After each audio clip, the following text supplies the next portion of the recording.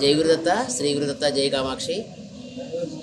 శ్రీ కామాక్షి శ్రీ విద్యాపీఠంలో ఉన్నటువంటి దత్తాత్రేయ స్వామి వారిని, ఈ దత్తాత్రేయ స్వామి వారిని గురువుగారి యొక్క ఆశయం మేరకు మేము, అంటే గురువుగారి శిష్యులైన మేము,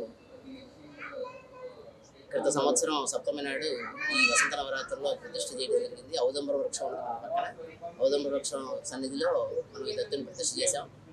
విశేషంగా ఈ దత్తుల వారికి మనం దత్త జయంతి నాడు, ఏకాదశి విశేషంగా మనం హోమాలు చేసి స్వామివారికి అర్పణ చేసి అన్నదానం అది చేస్తూ ఉంటాము.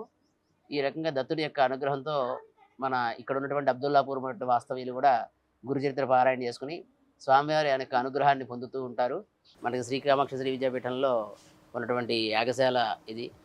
ఈ యాగశాలలో మనం ఈ శ్రీ విద్యాపరమైనటువంటి నవరాత్రులు, ఈ యాగశాల సంస్కారం చేసి మనం దీంట్లో 9 రాత్రులు, అలాగే వసంత నవరాత్రులని, దేవీ నవరాత్రులు, వారాహి నవరాత్రులు, శ్యామల నవరాత్రులు, శ్రీ విద్యా సాంప్రదాయంలో చేయబడేటువంటి ఈ 4 నవరాత్రులు విశేషంగా ఈ యాగశాల సంస్కారం చేసి మనకి 9 రోజులు కూడా దీక్షగా యోగిని మంటప, వాస్తు, నవగ్రహ అన్ని క్షేత్రపాలక మంటపాలు ఆవాహన చేసి, ప్రధాన మంటపం ఆవాహన చేసి ఈ యాగశాలలోనే మనకి యాగశాల జరుగుతుంటుంది. దీని నిర్మాణం కూడా గత 4 సంవత్సరాల క్రితమే చేశాము. విశేషమైనటువంటి హోమాలు, దీక్షా సంబంధమైనటువంటి విషయాలన్నీ కూడా ఈ యాగశాలలోనే నిర్వహిస్తూ ఉంటాం మనం. అమ్మవారు శ్రీచక్రోపరిస్థ కామాక్షి అమ్మవారు జరిగేటువంటి ఏ విశేషమైనటువంటి హోమాలు, యాగాలు అన్నీ కూడా మనం ఈ యాగశాలలో నిర్వహిస్తూ ఉంటాం అన్నమాట.